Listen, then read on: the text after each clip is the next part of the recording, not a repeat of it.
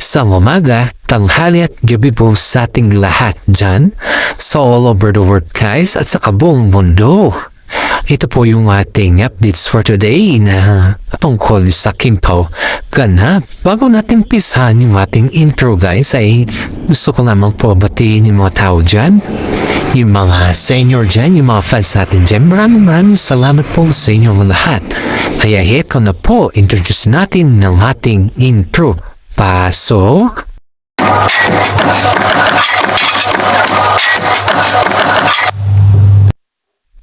Okay, alright. Update na naman tayo sa Kimpaw ganap for today, guys. Ito na naman tayo, guys. Update tayo sa Kimpaw. Itong updates natin for today, guys, is tatlo po. Tatlo. Kim2.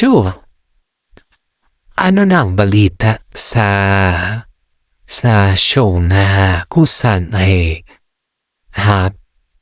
kumbaga guys is chinop si Kimi na may katotohanan na yung mga kasama niya sa showbiz. Tapos pangalawang balita natin for today guys is Paolo Avellino aamin na nga ba? At ang pangatlong topic natin for today guys ay aktor. Ano na nga ba yung gusto kay Kim Chiu? Bakit na hanggang ngayon ay nililigawan pa ba niya si Kimi kasi nakatanggap siya ng bulaklak? Okay, alright. Ito na tayo guys. Umpisa na natin yung topic natin kay Kimi guys na kung saan ay Kim Chiu. Ano na yung joke na yung joke ba na masakit? You know guys, dito kasi sa show na kung saan is everyday si Kimi nakikita. Ayokong panggitin yung show kasi nga, alam mo na, mahirap na. Yung show na ito is ito yung show na nagpapasaya sila. May mga kasama sila, mga co-actor or co-actress na kung saan ay ang ganda ng kanilang banding. Yung ramdam matriya yung katotohanan sa kanila. In fairness, ramdam ng totoong kaibigan ba? Kaya nga, ito naman dahil nga si Kimi guys ay napakabait na tao at alam niya yung kanyang galawan ba? Alam niya yung ramdam niya yung sinasabi na mabait siya at yung wala man siyang doubtin, yung does and don't, yung alam niya makisama at alam din niya yung mga sinasabi ng mga iba na kung saan ay yung maramdaman yung comfortability mo sa kanya. Kaya ngayon guys, dahil nga sa magkaibigan na sila, very close na sila, comfortable na sila sa isa't isa, ay doon na rin pumasok yung salitang imbangon. Kung baga ba sa isang tao ay yung bang tatanungin kanila, yung bang i-joke kanila na medyo may joke na mahirap, medyo may joke na masakit, at higit sa lahat ay maramdaman mo na yun. Kaya nga yung mga netizen guys ay hindi mo alam kung paano yung sistema diba? Hindi mo rin maramdaman kung ano yung kanilang bet or hindi mo rin maramdaman kung ano yung kanilang taste sa gano'n na bagay. Pero in fairness alam niyo ba yung joke kay Kim Chiu? Aba, masakit yun kumusta daw yung alam mo yung jokes kanya na parang pagkaintindi ng mga karamihan na yun dito sa ating legit na sources kaysa yung pagkaintindi ng karamihan na hindi man na madaretso na kumusta na yung lagay nila ni Ate Lakam, nagbayad na ba?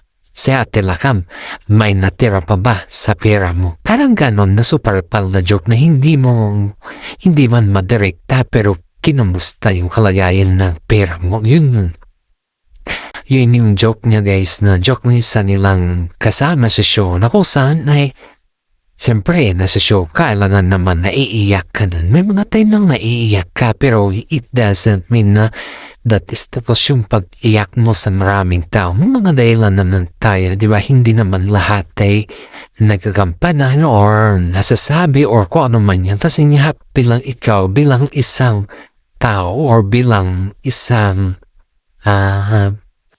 bilang isang host sa show ay gusto mong magpasaya. Gusto mong matanggal yung kanilang stress, yung ramdam mo yung katotohanan, hindi yung ramdam mo yung kung ano na yun, diba? Yun yung pinakamahirap, ramdam mo yung katotohanan. Dito dahil yung katotohanan ang nagbibigay sa kanilang ng lakas na loob pa. Kaya na itong si Kimi guys, yung maramdaman niya na medyo iba na yung joke, ay iniba niya. Pero yung co-actor nito guys, I can say co-actor kasi, but sometimes sinasabi nila na co-actress siya.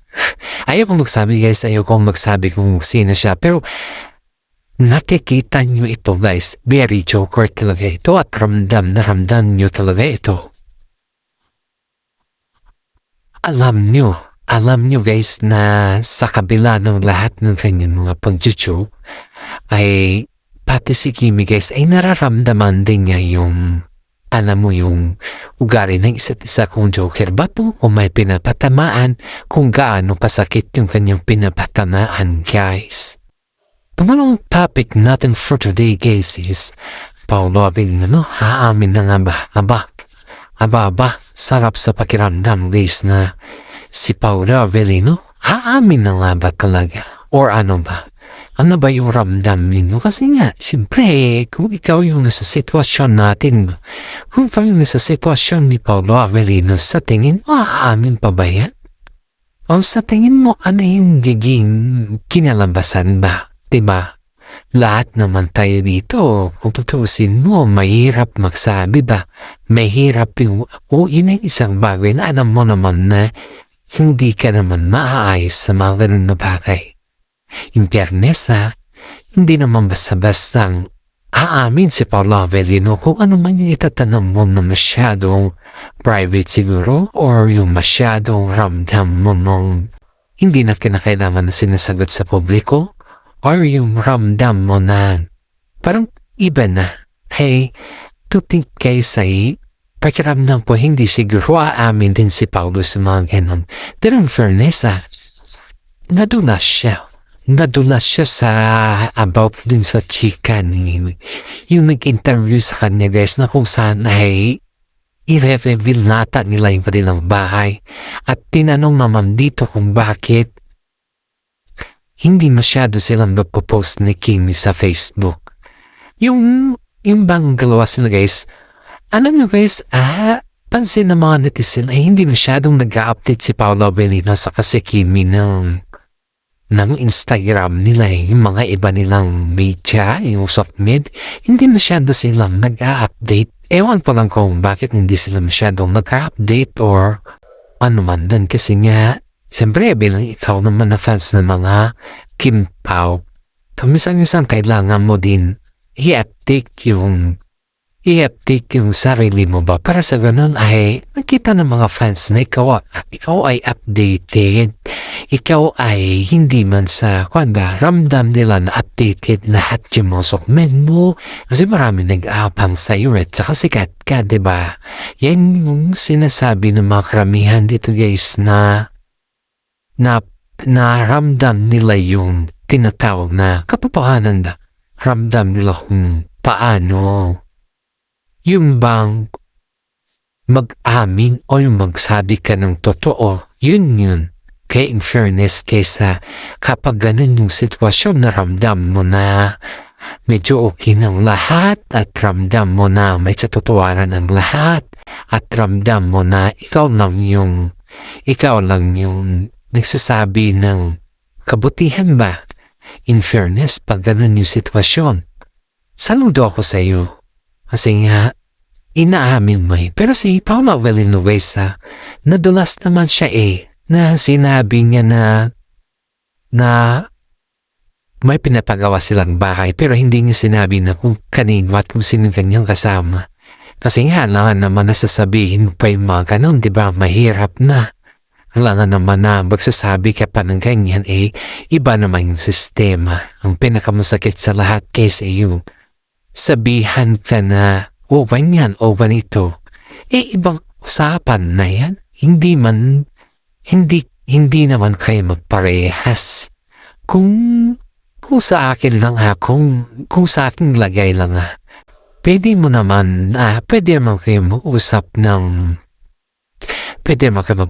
ng ganyan or ganito. Pero, mahirap din kasi nga, alam mo pag yung inaasahan mo na magsabi ka ng totoo, pero kailangan mo itanggi or kailangan mong i-deny or kailangan ka mo nang magtanong sa partner mo na ano yung sasabihin ko sa interview? Magsabi ba ako na totoo or hindi? Or kailangan pa magtanong ko muna sa management? Kasi alam nyo guys, pag may nakahawak kasi sa iyo ng mga ganyan management or kung ano man dyan, mahihirapan ka Mahihirapan kang magsabi ng totoo. Kumbaga guys, is nadudulas ka na. So syempre, kapag ikaw ay nadudulas, siyempre halo-halo na yung isipin ng mga fans here. Pero in fairness, nagsabi din siya na may pinapagawa silang bahay. Pero hindi lang niya sinabi kung kanino at sino yung kasama niya dun sa bahay guys. Kasi nga, ito nga guys pag ang management kasi nagsabi na huwag sabihin ang ganito, hindi naman nila talaga sasabihin yan guys. Kasi under sa kanilang contact na lahat ng sasabihin nila dapat alam ng management at sa mga management lang dapat ang magkaroon ng freedom ba. Yung kumbaga is under talaga sila.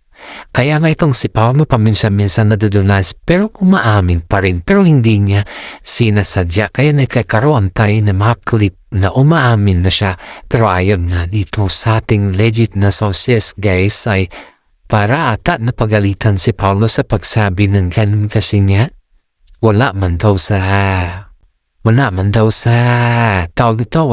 sinabi ng management na magsabi siya ng ganun guys.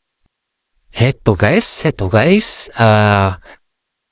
si Paolo Avellino guys ay may mensahe sa kanilang mga fans na kung saan guys ay binalita niya kasi dito na napapasalamat siya dahil nga sa dami ng kanilang suporta, sa dami ng kanilang suporta sa movie, sa dami ng kanilang maging income or resulta or successful na movie guys ay napapasalamat siya sa mga fans na nanonood, sa mga hindi din nanonood or sa cellphone na sila nanood, sa mga bumili ng ticket, napapasalamat siya din guys kasi nga napaka-successful yung kanilang movie.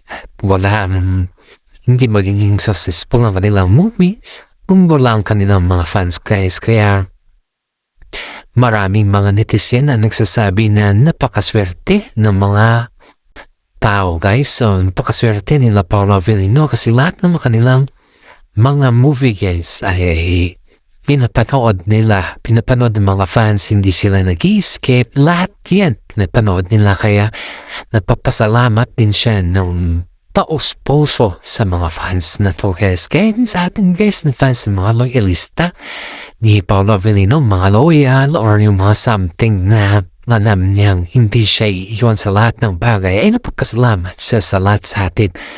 Bago natin tapusin yung ating updates guys, ay gusto ko lamang po pasalamatan ng mga senior citizen dyan na laging nanonood sa ating YouTube channel guys.